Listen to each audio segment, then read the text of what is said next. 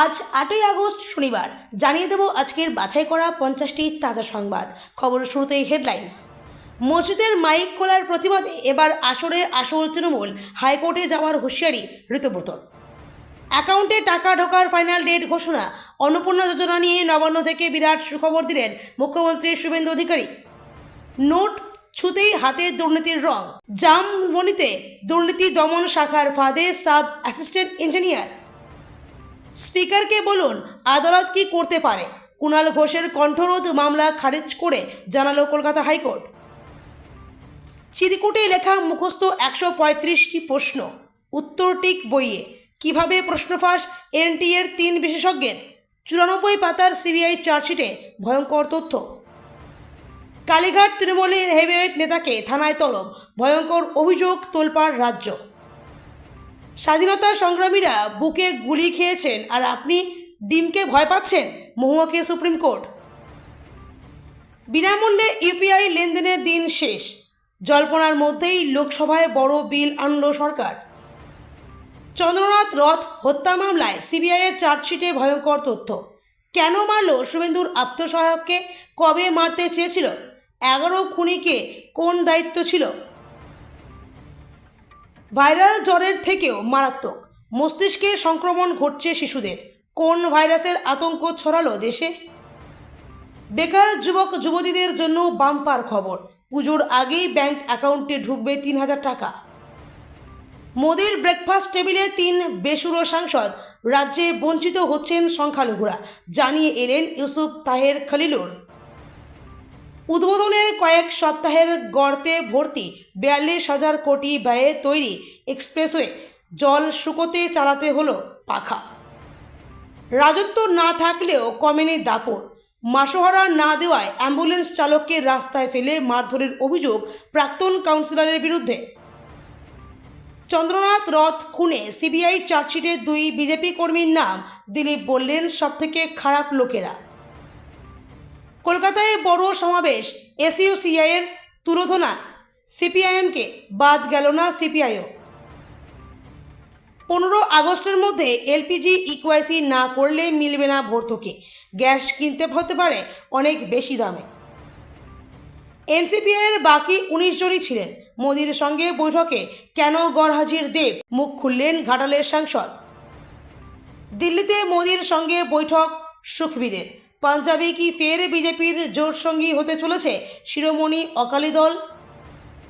বিচার আইনের পথেই হওয়া উচিত। বারুইপুরে এনকাউন্টারের 1 মাস পর প্রতিক্রিয়া জাতীয় মহিলা কমিশনের। টাকার লোভ দেখিয়ে রক্তদানের পিছনে তৃণমূল নেতা, অবশেষে পুলিশের জালে মূল চক্রী সহ 3।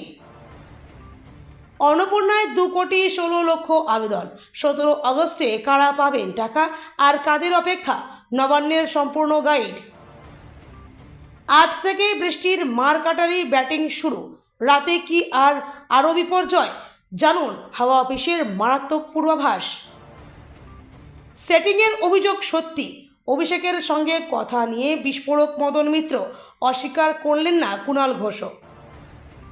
বেঙ্গালুরুতে এসআইআর শুরু হতেই বড় ধাক্কা, অর্ধেকের বেশি ভোটারের নাম বাদ পড়ার আশঙ্কায় তোলপাড়। গ্রেপ্তারির 35 দিন পার, অভিষেক ঘনিষ্ঠ দেবরাজের বিরুদ্ধে চার্জশিট জমা পড়ল আদালতে। কী অভিযোগ। ওদের রাজনৈতিক কেরিয়ার শেষ, বিজেপির দালালি করে বোকা বানাতে চাইছে সুদীপ, ঋতব্রতদের নিশানা কুণালের। চন্দ্রনাথ খুনে বিজেপির 2 ভাইয়ের নাম, অধীরের প্রশ্ন, রহস্যটা কোথায়। নেহাকে লক্ষ্য করে কালি। ঝাড়খণ্ডে ছাত্র বিক্ষোভে গিয়ে আক্রান্ত আইসা নেত্রী, মঙ্গলবার আসছেন কলকাতায়। সাংকেতিক ভাষায় পাথর সম্রাট টুলুর আর্থিক লেনদেনের হিসাব, রহস্যভেদে বিশেষজ্ঞ আইপিএস। 14 দিন ধরে অনশন 6 পড়ুয়ার, শারীরিক অবস্থার অবনতি, একজনের ভর্তি করানো হলো হাসপাতালে। সীমানা পুনর্নির্ধারণ বিলে সরকারি সমর্থনের ইঙ্গিত দিলেন প্রধানমন্ত্রী মোদি, আগস্টে বিশেষ অধিবেশনের সম্ভাবনা। বিজেপি প্রার্থীর সঙ্গে গাঁটছড়া কংগ্রেসের নির্বাচনী এজেন্টের, পদ্মের নেত্রীর বিরুদ্ধে স্বামী ছিনতাইয়ের অভিযোগ মুর্শিদাবাদে। এতক্ষণ শুনছিলেন সংবাদ শিরোনাম, এখন শুনবেন বিস্তারিত খবর। রাজ্য দূষণ নিয়ন্ত্রণ পর্ষদের পুরনো নির্দেশিকা মেনে বহু মসজিদ থেকে মাইক খোলা শুরু হয়েছে, যা ঘিরে রাজনৈতিক মহলে চাপানোতর ধর্মকে টার্গেট করার অভিযোগ সংখ্যালঘুদের জনপ্রতিনিধিদের একাংশ। শাহের দরবারও গিয়েছে নালিশ। এবার মসজিদ থেকে মাইক খোলা প্রসঙ্গে বিতর্কের জল গড়াতে পারে আদালতেও। তেমনটাই হুঁশিয়ারি রাজ্যের বিরোধী দলনেতা ঋতব্রত বন্দ্যোপাধ্যায়। বিরোধী দলের মুখ্য সচেতক আখরুজ্জামানকে পাশে নিয়ে তার সাফ বক্তব্য, আগামী শুক্রবারের মধ্যে আমরা হাইকোর্টে যাচ্ছি। ঋতব্রত জানান, ধর্ম আসলে অঙ্গাঙ্গিকভাবে আমাদের জীবন ধারণের সঙ্গে জড়িয়ে। আমরা মুখ্যমন্ত্রীকে বলেছি এই বিষয়টা নিয়ে কোর্টেও যাব। শুক্রবার বিধানসভায় মুখ্যমন্ত্রী শুভেন্দু অধিকারীর সঙ্গে আসল তৃণমূলের প্রায় 16 বিধায়ক বৈঠকে বসেন। সেই বৈঠক শেষে সাংবাদিকদের মুখোমুখি হয়ে মসজিদের মাইক খোলার বিষয়টি মুখ্যমন্ত্রীর সামনে তোলা হয়েছেন তারা। পশ্চিমবঙ্গের কোটি কোটি মহিলার জন্য অবশেষে অপেক্ষার অবসান হতে চলেছে। রাজ্যের নতুন বিজেপি সরকারের বহুল চর্চিত অন্নপূর্ণা যোজনার টাকা কবে থেকে মহিলাদের ব্যাংক অ্যাকাউন্টে ঢুকবে তার চূড়ান্ত সময়সীমা বা ডেডলাইন ঘোষণা করলেন মুখ্যমন্ত্রী শুভেন্দু অধিকারী। বৃহস্পতিবার নবান্নে আয়োজিত একটি হাইপ্রোফাইল সাংবাদিক বৈঠকে মুখ্যমন্ত্রী স্পষ্ট জানিয়ে দেন, আগামী 17 আগস্ট থেকেই উপভোক্তাদের অ্যাকাউন্টে সরাসরি টাকা পাঠানো শুরু হবে। শুধু তাই নয়, অন্নপূর্ণা যোজনার টাকা পাওয়া নিয়ে যাতে মহিলাদের মনে কোনো সংশয় না থাকে তার জন্য স্থায়ী নিশ্চয়তা দিয়েছেন মুখ্যমন্ত্রী। তিনি স্পষ্ট ভাষায় জানান, আগামী মাস থেকে বিজেপি যতদিন রাজ্যে ক্ষমতায় থাকবে প্রত্যেক মাসের দ্বিতীয় সপ্তাহেই উপভোক্তাদের ব্যাংক অ্যাকাউন্টে টাকা পৌঁছে যাবে। নোটের গায়ে পাউডার, আর সেই নোট ছুঁয়ে জলে হাত ডোবাতেই বদলে গেল রং। জামবনিতে রাজ্য দুর্নীতি দমন শাখার জালে গিধনি বিডিও অফিসের sub assistant engineer Bimal Saha. BDO অফিসে বসেই জিজ্ঞাসাবাদ করা হয়। নোট ছুঁয়ে সাব অ্যাসিস্ট্যান্ট ইঞ্জিনিয়ার হাত ডোবাতেই বদলে যায় রং। জানা গিয়েছে, গিধনিতে একটি উপস্বাস্থ্য কেন্দ্র তৈরির বরাত পেয়েছিলেন এলাকার ঠিকাদার পিন্টু মল্লিক। সেই কাজে টাকার বিল চাইতে গিয়েছিলেন বিমল সাহার কাছে। জানা গিয়েছে, পিন্টুর কাছে তিনি 2 লক্ষ টাকা ঘুষ চান। এরপর পিন্টু বিষয়টি দুর্নীতি দমন শাখার টোল ফ্রি নম্বরে জানান। বৃহস্পতিবার দুপুরে সেই টাকা বিমলকে দিতে আসেন পিন্টু। জানা গিয়েছে, সেই সময় সেখানে আগে থেকে ফাঁদ পেতেছিলেন এসিবির লোকজনেরা, আর বিমল সাহা টাকা নেওয়ার সময় হাতে নাতে ধরা পড়েন। এরপর তাকে অফিসে বসিয়ে রেখে চলে টানা জিজ্ঞাসাবাদ। বেলেঘাটার বিধায়ক কুণাল ঘোষের কণ্ঠরোধ মামলা খারিজ করে দিল কলকাতা হাইকোর্ট। কুণাল ঘোষকে বিধানসভায় অভিযোগ জানানোর পরামর্শ দিয়েছেন বিচারপতি কৃষ্ণা রাও। কলকাতা হাইকোর্টের পর্যবেক্ষণ, এই মামলায় আদালতের করণীয় কিছু নেই। চক্রান্ত মনে হলে বিধানসভার স্পিকারকে জানাতে হবে। বিধানসভায় তাকে বলতে দেওয়া হচ্ছে না, এমনই অভিযোগ তুলে বারবার সরব হয়েছেন বেলেঘাটার বিধায়ক কুণাল ঘোষ। তার অভিযোগ, অধিবেশনে বক্তার তালিকায় তার নাম রাখা হচ্ছে না, বারবার তা বাদ দিয়ে দেওয়া হচ্ছে। গোটা ঘটনায় ঋতব্রতের শিবিরের দিকে অভিযোগ তুলেছেন তিনি। গত মাসে এর বিরুদ্ধে সরব হয়ে বিধানসভায় প্রতিবাদ করেছিলেন কুণাল ঘোষ। আখরুজ্জামানের সঙ্গে বচসায় জড়িয়ে পড়েন। বিশৃঙ্খলা তৈরি হয় বিধানসভায়। এরপরই তাকে টেনে হিচড়ে বিধানসভা থেকে বের করে দেওয়া হয়। ওই দিনই বিধানসভা থেকে সাসপেন্ডও করে দেওয়া হয়। নিট প্রশ্নফাঁস মামলায় 94 পাতার চার্জশিট পেশ করেছে সিবিআই।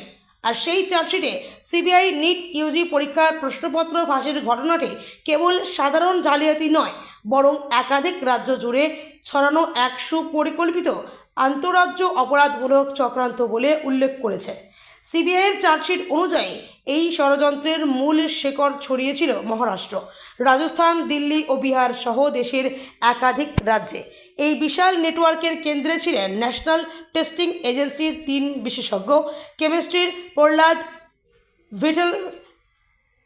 ভিটলরাও কুলকার্নি, বোটানির মনীষা মানধারে এবং ফিজিক্সের মনীষা সঞ্জয় হাওলাদার। দিল্লি অফিসের কনফিডেন্সিয়াল সেকশন থেকে প্রশ্নপত্র বের করার পর সেই প্রশ্ন পৌঁছে যেত পুনে, জয়পুর, পাটনা এবং নাসিকের মতো বিভিন্ন শহরের দালাল ও কোচিং সেন্টার পরিচালকদের হাতে।